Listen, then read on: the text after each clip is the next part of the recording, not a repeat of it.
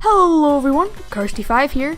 The GameCube debuted in September of 2001 in Japan and went on to be a modest success throughout its lifespan. Worldwide, the GameCube sold around 21 million units, which may not seem like much compared to the astounding 150 million of the PlayStation 2. However, the Wii U, a modern-day console, only sold 13 million systems. Even without the sales records as its main competitor, the GameCube was still home to some amazing games. Some of these may seem obvious as they are first-party Nintendo titles, however, they are awesome GameCube games, so they fit on this list. I may revisit this console in the future for another 5 games, so more variety may appear there. This list is in no particular order as all these games are definitely worth trying. Without further ado, let's take a look at some amazing games from Nintendo's 6th generation console.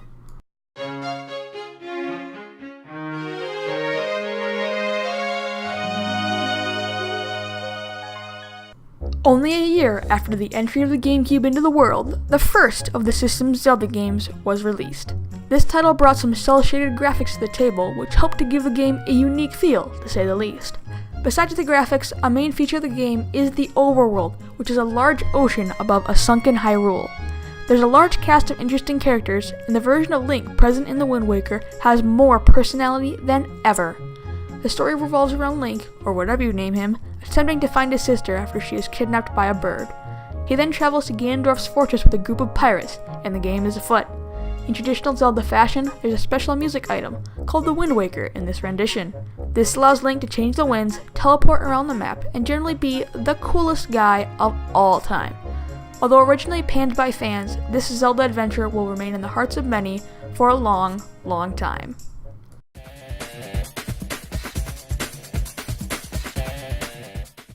An amazing series that began on the GameCube had its first title in the form of Super Mario Strikers. This game is phenomenal and provides fun arcade soccer action with a Mario twist, of course. The main gameplay mechanics revolve around side-tackling opponents in order to regain the ball and using items effectively to knock the other player's characters onto the ground. Even with only 5 characters per team, including the goalie, the matches can get quite hectic.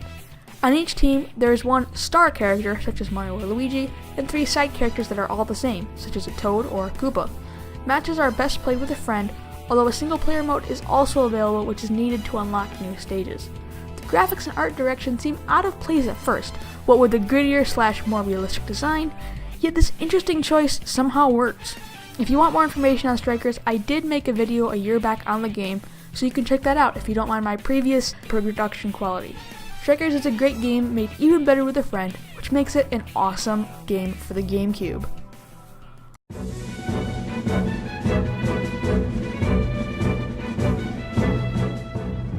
Okay, you probably saw this coming. What with its huge competitive scene and amazing gameplay, Super Smash Bros. Melee is made for this list. After 16 years, people are still coming back and fervently playing the second Smash Bros. Title, and with good reason.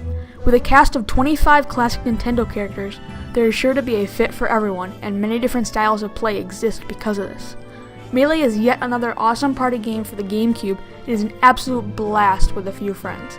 Aside from a few auto-scrollers, all the stages are made well and are fun to play on.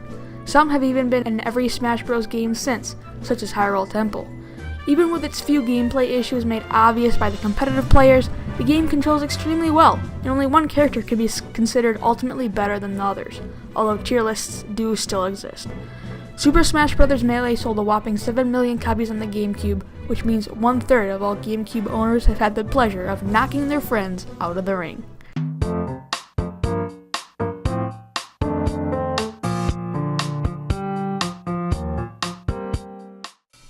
You know what's fun? Real life, of course. In Animal Crossing, you can do many mundane tasks from real life, including, but not limited to, checking your mail, pulling weeds, paying off your home loan, fishing, creating patterns, and talking with neighbors.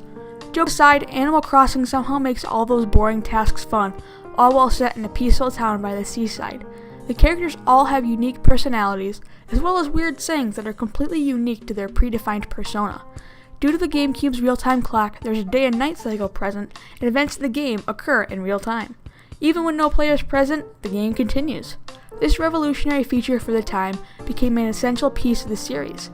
Unique to the GameCube is the Game Boy Advance support, which allows collectible NES games to be played on the small handheld screen, an easier way to create patterns, and a special island can be visited. While sequels may have improved on the initial game's formula, the original still stands the test of time today.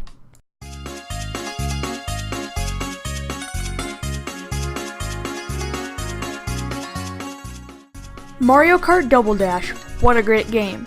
The racing series was brought fully into the third dimension with this fourth entry, this time with 2 players per kart.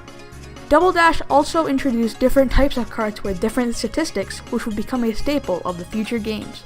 There's a large roster of 20 characters, and each has their own special item, which is another exclusive Double Dash feature. By far the best special item belongs to Baby Mario / Baby Luigi, the Chain Chomp.